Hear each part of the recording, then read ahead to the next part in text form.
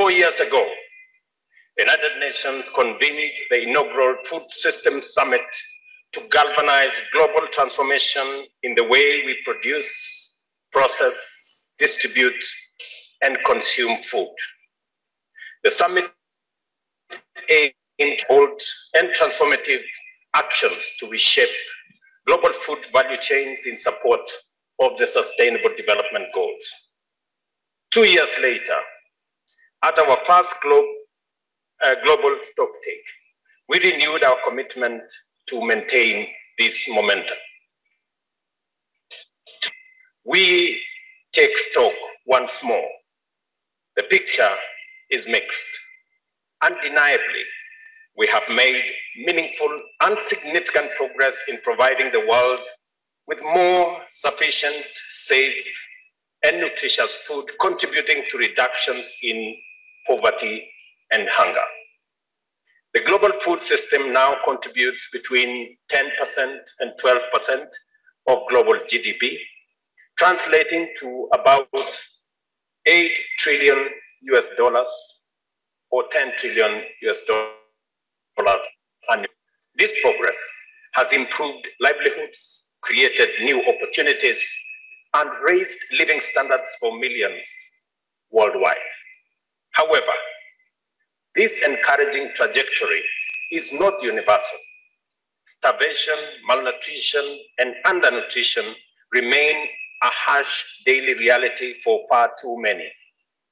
At the same time, health challenges such as obesity and diet-related diseases are increasing at an alarming rate, causing illness and hampering socioeconomic development.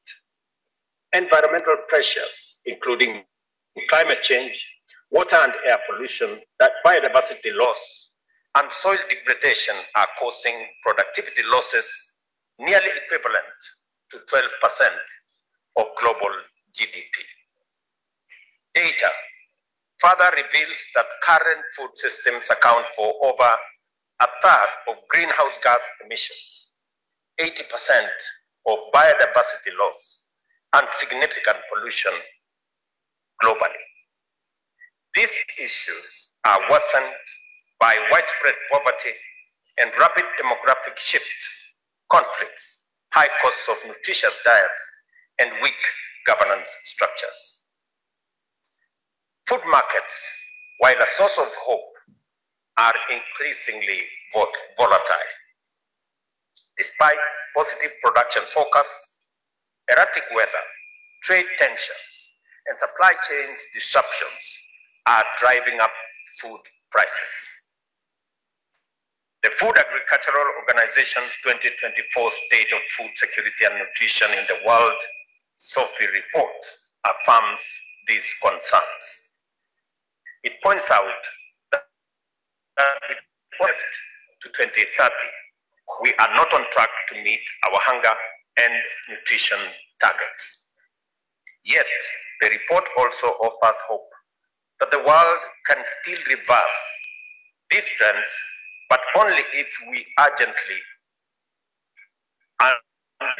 reorient the architecture of global food systems. Excellencies, we must act on this hope. It is still possible to reorganize global food systems to accelerate progress towards the SDGs and broader sustainability goals. This requires coordinated focus on 6 key priority areas. First, we must integrate food system strategies into national policies. A unified value chain approach can address interconnected challenges from food and nutrition insecurity to public health and environmental degradation, including climate change. Second, we must strengthen the governance of food systems. Fragmented global responses are counterproductive, and we need stronger policy coherence, greater transparency and accountability, including evidence-based decision-making and capacity building at all levels. Third, research, technology, and innovation hold immense promise for transformation. We must support academic and research institutions with the infrastructure they require, while significantly scaling up investment in digital technologies, artificial intelligence, and climate-smart agriculture. Fourth, transformation must be included. Smallholder farmers, especially women and youth, have the potential to feed far more people than they are doing now. They need our support. Indigenous people and local communities are custodians of valuable traditions, and their full participation must be integrated into decision-making responses. Fifth, the Green Climate Fund estimates that global private sector manages over $210 trillion in climate investments and private equity. We must strengthen our engagement with this sector to unlock the capital necessary for the transformation of food systems.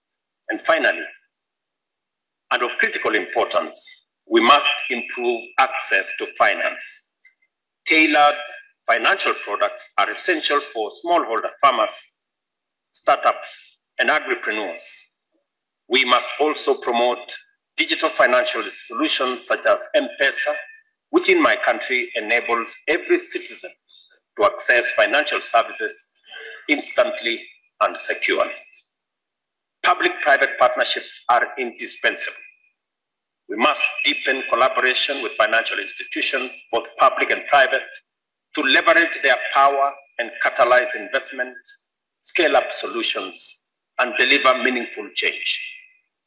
Excellencies, ladies and gentlemen, we have a solemn obligation to ensure adequate, healthy, and sustainable food for all, to promote shared prosperity, and to safeguard a resilient planet. Let us take ambitious, concrete, scalable, and timely actions to align food systems with our commitment to achieving zero hunger by 2030. I reaffirm my steadfast commitment and that of the government of Kenya to work with all stakeholders in realizing this calling. I thank you.